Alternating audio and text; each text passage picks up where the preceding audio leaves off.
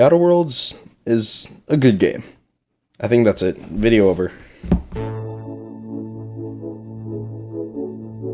Why the fuck are you still here? Do you want to hear my monotone voice make cringy puns and baby rage about the smallest things? You do? Well, you're more fucked in the head than I am. I don't really want to do this. I've got school, and, well, I guess I do have time for this. Or was I? Oh, Outer Worlds. Well, it's the newest action RPG made by Obsidian Games, the creator of everyone's favorite Fallout. I, like many of you, have spent the past week or so completing every side mission and finishing the game. Now, I played on PC and experienced one game-breaking bug, but if you bought this game on PS4, well, I'm sorry. It seems the entire port was just a social experiment to see if there was a link between load times and... Did that seriously say gamer rage? Did I seriously type that out? Oh, that's fucking cringy. Green, what's your problem, Green? What is your problem? Missile alone ramp. Missile alone ramp.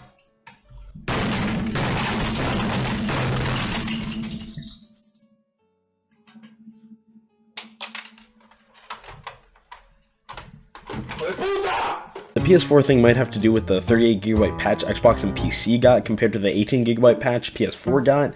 I don't know if this is true, but I found it on this fucking Gamespot article, and I'll link it down in the description. Since that's done, I think it's about time we get into this review. Time to do some heavy lifting! The game looks very good in lots of areas, and I didn't notice many low-res textures, but I had this motion blur effect while I was roaming through the open world, even though motion blur was completely turned off. Pretty much what would happen is whenever I would move, things would get out of focus. I don't know if that's immersion, or if that's just me going blind, but whatever. Anyways, there's some very average to above average textures in the world.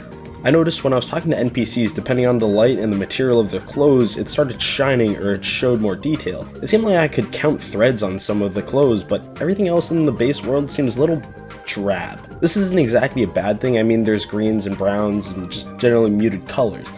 I'm guessing it was a stylistic choice, or a choice made entirely to help you distinguish enemies from the background, but I never felt like the drab colors took away from my immersion. Now, if you want lots of colors and pretty things, just look up. By far, this game has some of the best looking skyboxes, so I'll let some of these clips speak for themselves.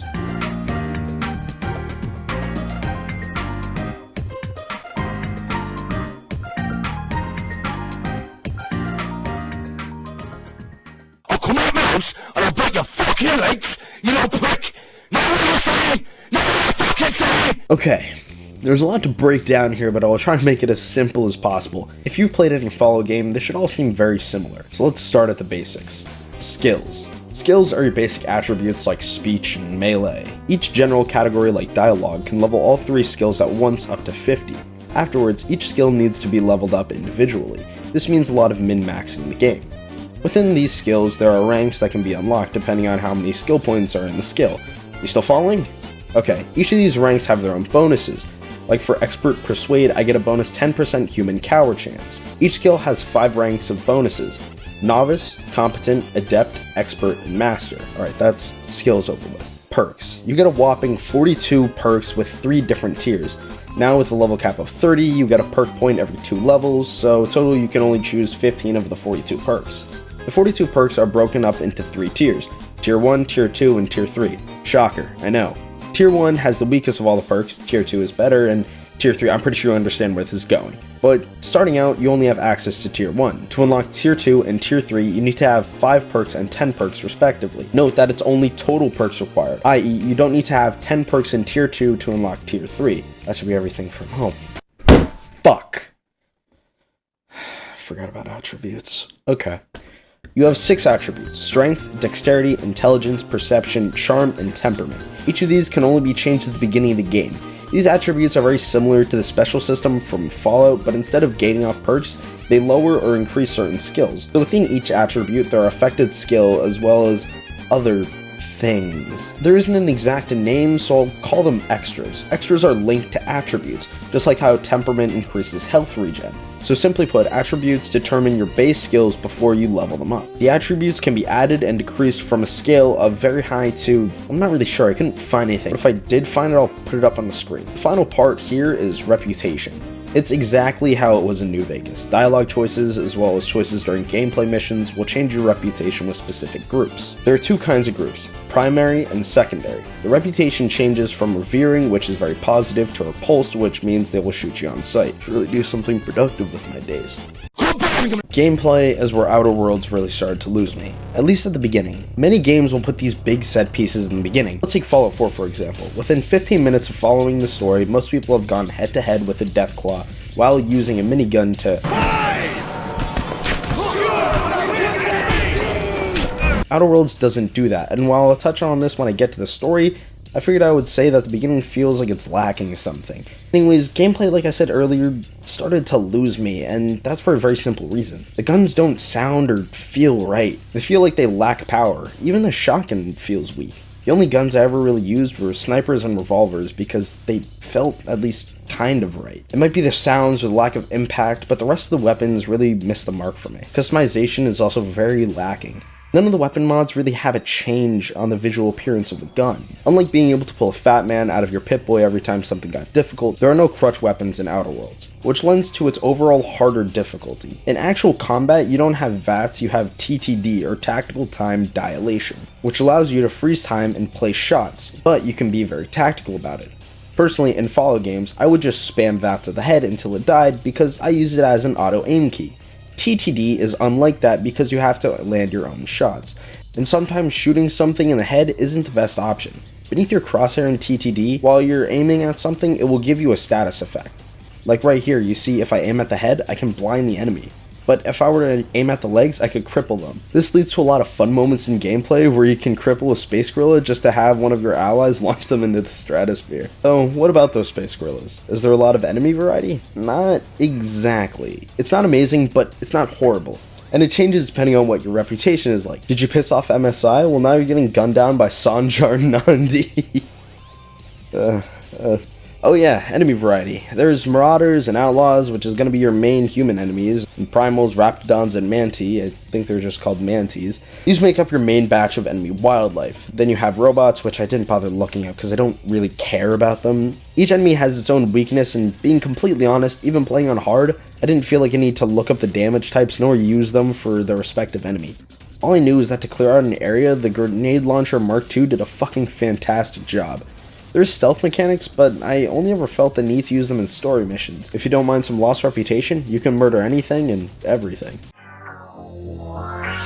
The biggest change from most other games is the companions. In Fallout 3 and 4, I didn't really care much for my companions or their opinions. But in Outer Worlds, let's just say I spent 2 hours going from planet to planet to get Parvati a date. Each of their companion missions are fucking fantastic, and each one of them kept me very intrigued. Whether it be Ellie's return to Byzantium or Vicar Max's quest for answers, they were all enjoyable experiences that not only made me feel like they were growing as characters, but actually made them change in-game. I can't make a reference without spoilers, so I'll leave it up to you to find out the background of all your crew members. I made sure to do their companion quests, and their missions were probably some of the highlights of the game, with some of the most batshit crazy and intriguing plots I've ever experienced in an RPG. In gameplay, each of them have a unique companion skill. This skill is activated by pressing C or V on PC. Wow, that's a lot of want to fucking kill. This will activate sort of a special move where they do a quick animation, spout a one-liner, and shoot something. Some of them are better than others, but each of them provide tactical advantages to you. Like I knew that Vicar Max's special knocks back an enemy, so if a Manti Queen is charging me, I can push her back with Vicar Max's special, then cripple her and maim her with TTD. Now, each companion also has perks. You get these perk points every 5 levels, so you only have a max of 6 perks total. There are 5 perk tiers, each tier being unlocked by a single skill point being spent. So as you can see, there are a lot of mechanics used in the open world. So, how is the open world? Well, the open world is expansive and has many fast travel points. Each small area is pretty neat, but I find that there isn't much environmental storytelling. In New Vegas, you would go through vaults and find remnants of experiments, but in Outer Worlds, it's all linked to a quest. Here are notes talking about a girl running away. It would be cool to meet her, and then before you leave town, you hear a guard talking about the girl, and boom, it's now a story quest. I'm not saying it's a bad thing, but I do miss the ability to create your own story based off of hints left behind. Kinda like if Blue's Clues was really fucked up. But luckily, the open world does change, and I think that's the best part. Tell someone to move into town, and they're right there. Change the dynamic of a planet? Well, now I see more of one faction than the other. The environment changes depending on your choices, and while it doesn't happen right away, I think that adds to the realism of the world existing. But speaking of events happening,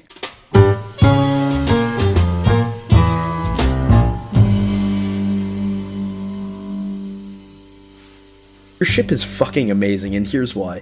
Each of your companions have their own beliefs, views, and skill sets, so when you go in, Ada might say, "Can you tell Parvati to send Sam down to the bridge?" So you think, well, Parvati is an engineer, so she's probably by the generator. Go in there, and look, Sam is there too, cleaning. I can't tell you how many times I missed it. Ada tells me my companions are arguing in the kitchen, I go in and look, they're arguing. It's small details that really amaze me. Not just that, but the rooms will change depending on your progress through their specific missions. Pretty much good shit. I never hit you. You are tearing me apart, Lisa! Like I said before, I only experienced one bug and it was pretty game breaking, so here it is. Once. Okay. This room is cursed. 100% of the time. You ready? This room is absolutely cursed. 100% of the time.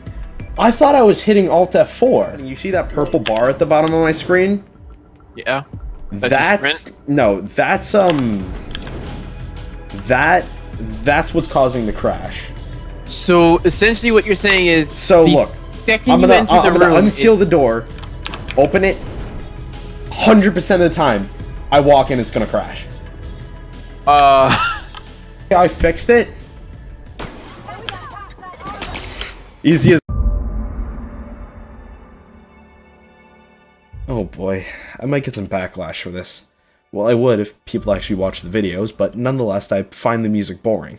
Well, not all of it. I just think most of it is forgettable. It might just be the fact that I'm used to open worlds having great soundtracks, i.e. Arx Phalos, Fallout, Elder Scrolls, Gothic, etc, etc. I will say the main track is fucking fantastic, and while I won't say any of the music bad, I will say the music can sometimes be very forgettable. Okay, without spoilers, the story is pretty good with some twists that I wasn't expecting. I know it changes depending on what kind of playthrough you're going into, but I'll talk about that in a hot minute. So before any words come out of my filthy chink mouth, you can have a spoiler warning. Skip to here. They gone? Well, now it's time to talk story. So, you were a colonist on the Hope ship that disappeared 70 years ago. This disappearance has been covered up by the all-knowing Board, which is pretty much your big bad for most of the game. You've been awakened by Dr. Phineas Wells, and pretty much you need to save the rest of the colonists. But throughout the entire story, there's always this ominous tone. Entire towns going dark, illegal gas testing facilities, entire fucking space stations being wiped out by their own security robots. Must be a big issue. No, it goes nowhere. Well, it probably goes somewhere behind some terminals. We learned that a military spaceship that I can't exactly remember the name of, pretty much about half of the colony's military was on it, and it disappeared on its way to Earth, or maybe its way back, I'm not really sure. So in the last mission, at least the way I played it, Phineas Wells is taken hostage by the Board and we storm the prison planet. And I encountered a very dumb game-breaking bug, as you can see 3 or 4 minutes ago. Anyways, you kill a very underwhelming final boss and meet the Board executive. She tries to talk you down, but I went with the option of putting a bullet between her eyes because that's just how I was role-playing. I release Phineas Wells and he tells us the big plot twist. It was all a dream. No, just kidding, that'd be fucking stupid.